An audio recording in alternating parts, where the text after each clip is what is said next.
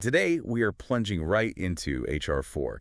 It's now officially the Rescissions Act of 2025. Mm-hmm. This is a pretty significant piece of legislation. It involves the president basically asking Congress to rescind. That means cancel funding they had already approved. Right. Money already on the books, potentially being pulled back. Exactly. So our mission for you today is to, trace this bill's journey, which was quite remarkable, pinpoint the specific spending cuts, and sort of explore the arguments for and against it. Yeah, try to give you that balanced picture straight from the sources we've looked at. So what makes this particular deep dive interesting, I think, is just how rare this kind of thing is, right? Oh, absolutely. It's incredibly rare. I mean, this is the first time in decades, literally decades, that a rescissions package like this has actually made it through the Senate. Wow, decades. Yeah. Just for context, think back to 2018. There was a similar $15 billion request from the administration then, and it got blocked. Narrowly, but blocked. Okay. And this time, it also brings the Impoundment Control Act of 1974 right into the spotlight. Ah, right. That's the law that stops the president from just, holding back funds Congress has appropriated. Precisely. It came about because of past presidents doing just that. It affirms Congress has the power of the purse. But, and this is a big but, the current administration was openly questioning if that act is even constitutional. So challenging decades of practice there. That adds a whole other layer of tension, doesn't it? It really does. It's not just about the money, it's about institutional power. Understood. Okay, so let's unpack the journey of H.R. 4 itself. It sounds like it was a real political tightrope walk from the start. It definitely was. It started in the House, June 6th, 2025. And just 6 days later, June 12th, it passes. But, barely. The vote was 214 to 212. Razor thin. Yeah, and there was even a failed motion to recommit that's basically a last-ditch effort to send the bill back to committee, maybe kill it, and that failed by a close vote too, 208 to 218. So even that early stage showed just how contentious this was going to be. Absolutely. That really set the stage for the Senate, didn't it? It certainly did. An intense showdown was brewing. Okay, so the bill lands in the Senate on July 10th. The motion to even start debating it. That passed on July 15th, and again, super close, 51 to 50. The vice president breaking the tie, presumably? Must have been. And then July 16th and 17th. Wow. Sounds like a marathon session. It was a real flurry of activity, lots of amendments proposed, more motions to recommit, senators trying to change things, strike certain cuts, reduce others. And these attempts came from, across the aisle, right? Not just one party. That's right. It showed deep divisions, even within parties sometimes, about where exactly these cuts should land. But almost all those amendments failed, often by just 1 or 2 votes. So despite those concerns, the push to pass it mostly as it was remained strong. Very strong. And that intense effort, even with all those failed changes, led to the final Senate passage on July 17th. Another close one, 51 to 48. There was one amendment they did agree on, though. Okay, so one change made it through the Senate. Yeah, which meant it had to go back to the House for a final. Okay. And the House agreed pretty quickly, right? July 18th? That's right, July 18th. They signed off on the Senate's version, and off it went to the president. Quite a sprint at the end there. For something with such big implications, yeah. Okay, so let's get into the core of it. What actually got cut? You said the final number was about $9 billion. Approximately, yeah. About $9 billion in rescissions. It was originally a $9.4 billion proposal, so slightly less than first asked for. Okay, where did the cuts hit hardest? Well, let's break it down. You probably have to start with public broadcasting, right? That got a lot of attention. It certainly did. Nearly $1.1 billion rescinded from the Corporation for Public Broadcasting, the CPB. That spread across fiscal years 2026 and 2027. And the administration's reason? The stated rationale was that public media is, quote, politically biased and an unnecessary expense. Senator Ted Cruz, for example, he argued public broadcasting was taken over by partisan activists. And sources even mentioned specific programs being criticized? Yeah, the Office of Management and Budget apparently pointed to things like an NPR program on queer ducks and a Sesame Street town hall about racism as justification. I did get you. Okay, but there was pushback. Significant pushback. Senator Tammy Baldwin, for one, argued these cuts would force local TV and radio stations, especially in rural areas, to shut down. That's a serious consequence. It is. Now, Senator Mike Rounds did manage to get a deal done. Some Interior Department funds would be repurposed for Native American public radio stations. So a specific Mr. Bozeman, carve-out, Mrs. but Britt, it didn't Mr. really Budd, Ms. address Cantwell, the bigger Mrs. picture Capita, Mr. concerns. Cassidy. Exactly. It didn't quiet the broader worries about public media nationwide. Okay, so moving from public broadcasting, the I biggest do, thank piece you. was foreign aid and international programs, Yes, right? sir. About $7.9 Thank you. billion. That's right. The vast majority of the cuts fell there. A really wide range of global initiatives saw reductions. Let's try and unpack some of that. Where did the cuts land? Okay, so international organizations, that includes things like contributions and peacekeeping, they saw about $560 million rescinded. Okay.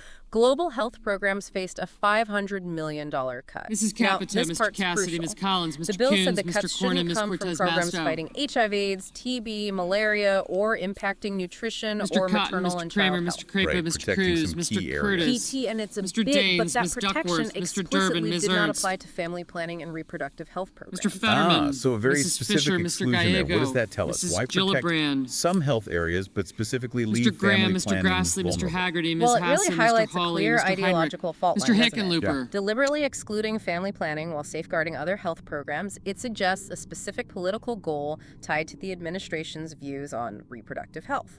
I see. So it reflects a known conservative Mr. priority Rono, being Mr. pushed Hoban, through, even Mr. within Houston, these broader Mrs. cuts. Hyde-Smith, Seems that way. Mr. Johnson, Mr. The careful Justice, wording points to a very targeted effort in an area that's often Mr. Kane, a Mr. Kelly, flashpoint in Mr. these Kennedy, budget Mr. fights. Kim, Okay, fascinating Mr. detail. King. So beyond health, where else did the foreign aid cuts fall? Well, Ms. migration Klobuchar, and Mr. refugee Langford, assistance Mr. took an Lee. $800 million hit. The Complex Mr. Crises Lujan, Ms. Fund Lummis. lost $43 million. Okay. Mr. Markey, The Democracy Fund, Mr. Marshall, which Mr. supports McConnell, democratic Mr. McCormick, institutions Mr. Merkley, overseas, that was Mrs. cut Moody, by Mr. Moran, $83 Mr. million. Marino, Mr. And Mullen, the Economic Support Fund, which is pretty significant for stability Ms. in key Murkowski, countries, Mr. Murphy, faced a Mrs. big cut, Murray, Mr. $1.65 Ossoff. billion.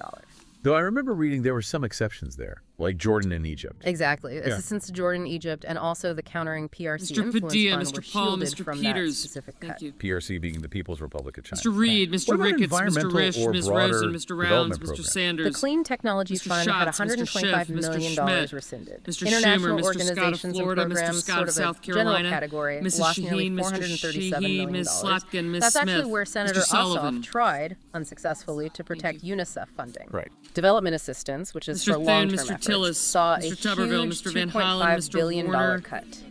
Again, Mr. some Warnock, exclusions. Ms. Warren, Feed the Mr. Future Welch, Innovation Mr. Labs, Whitehouse, that Countering PRC fund again, Mr. and Wicker, critical Mr. food White, aid and like Mr. Young. Food for Peace and McGovern Dole were protected. And Senator Booker tried to save Feed the Future funding in general. He did, yeah. His amendment failed, though. It shows the specific programs people were fighting for. It really does.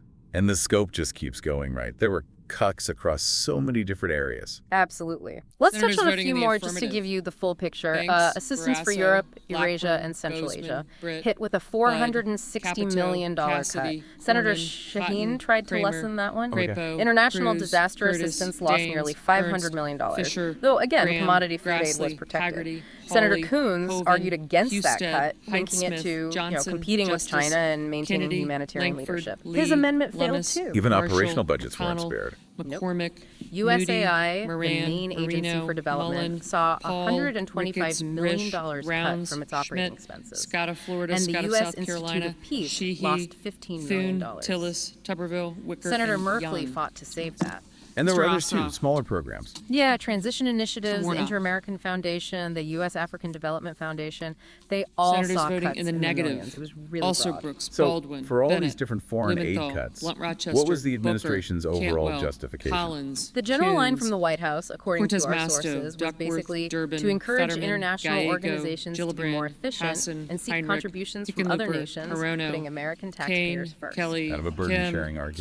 King, Sort of. Klobuchar, And it's important to remember that Lujan, negotiation Markey, point, the original Merkley, plan, had a $400 million Murkowski, cut to Murphy, PEPFAR, Murray, the big global Ossoff, AIDS Padilla, program. Right, you mentioned Peters, That got Reed, taken out due to pressure. Rosen, And language was Sanders, added, as we discussed, Schatz, to protect Schiff, some specific Schumer, food aid and Shaheen, health programs like malaria Slotkin, and TB. Van So some Hollen, lines weren't crossed in Warner, the end. Warnock. But still, the Warren, opposition Welch, viewpoint Whitehouse, from and Democrats Biden. and some Republicans was that these cuts overall would really hurt vital global efforts, fighting famine, disease, promoting stability. Exactly. And Senator Rosen's failed attempt to protect all global health funding, including that family planning piece, really highlights that tension between the fiscal goals and the potential human impact. Okay, this definitely brings us to the underlying Sullivan, political battle. aye. It wasn't just about the numbers. Not at all. It was deeply political. Majority Leader John Thune, a Republican from South Dakota, he framed it symbolically. He said, what we are talking about is 0.1% of all federal spending. Tiny fraction. But it's a step in the right direction, and it's the first time we have done anything like this in 35 years. So, emphasizing the principle, the act of cutting, even if the amount was relatively small in the grand scheme. And that push had serious White House backing, right? Correct. Including threats. Oh, definitely. The administration's budget director had openly talked about maybe challenging the Impoundment Control Act if Congress didn't pass this, sort of implying they might try to make cuts unilaterally. Wow. Plus, the former president made it clear he wouldn't endorse Republicans who voted against it. That adds, a significant political calculus for Republican senators. Yet, despite all that pressure, the vote stayed super close. And you had two Republicans, Murkowski from Alaska and Collins from Maine, voting no in the end. That's right. It wasn't purely partisan. There were real frustrations inside the Republican conference, too. A lot of talk about a lack of transparency from the White House, not enough detail on the cuts. Right, like Senator Wicker. Yeah, Roger Wicker from Mississippi. He supported it, but with reservation, saying, let's not consider this a precedent. He demanded specifics amounts, programs for any future requests. And Senator Tillis also sounded worried. He did. Tom Tillis from North Carolina said something like, I suspect we're going to find out there are some things that we're going to regret, and I suspect that when we do, we'll have to come back and fix it. That doesn't sound like a ringing endorsement, even from someone voting yes. Not at all. And Senator Collins, who chairs the Appropriations Committee, she directly called out the Office of Management and Budget for the lack of info, said the package has a big problem. Nobody really knows what program reductions are in it. That's pretty damning from the Appropriations Chair. It is. And Senator Murkowski brought up that fundamental issue, like Congress needing to assert its own authority, the constitutional power of the purse. So deep unease, even among some supporters. And on the Democratic side, what was their main argument against the process? Their argument was that pushing this through on mostly party lines really poisons the well for the bigger bipartisan government funding talks needed later. Minority Leader Chuck Schumer basically warned Republicans not to expect Democratic help on those larger bills after this. Tit for tat, essentially. And Senator Chris Murphy from Connecticut was even more pointed. He basically told Republicans, expect us to do the same thing when we're back in charge. A warning about future partisan use of rescissions. So if we pull back and look at the bigger picture here, what does this deep dive into H.R. 4 really show us?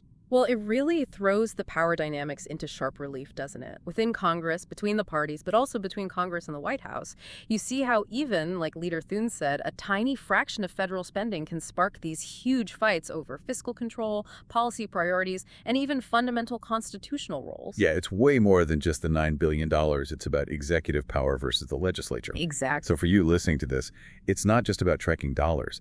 It's about understanding how these decisions impact real programs, global stability, health, even media you might consume, and seeing the political forces at play behind those decisions. Right. Every dollar is tied to a program, a philosophy, and usually a pretty fierce political fight. It's a window into how American governance works, or sometimes struggles to work. Which really raises a big question for you to think about. As these debates over spending inevitably continue, how do you weigh that balance? The balance between, say, fiscal responsibility and keeping vital programs running, especially when things like transparency and bipartisanship seem to be breaking down. Yeah, and maybe consider how this fight, this specific rescission bill being the first big one to pass the Senate in so long, how might that change things going forward? Will this become a more common tool? What does that mean for how presidents and Congress deal with budgets from now on? Lots to think about there. Thank you for joining us on this deep dive. We hope you feel better informed and maybe even a bit more curious about how these legislative battles unfold. 260. Joshua Devine. Finally, if any nominations are confirmed during Thursday's session of the Senate, the motion to reconsider be considered made and laid upon the table, and the President be immediately notified of the Senate's action. Without objection. For information of the Senate, the first vote will be at noon today on the Devine nomination. If there is no further business to come before the Senate, I ask that it stand adjourned under the previous order. The Senate stays adjourned until 11 a.m.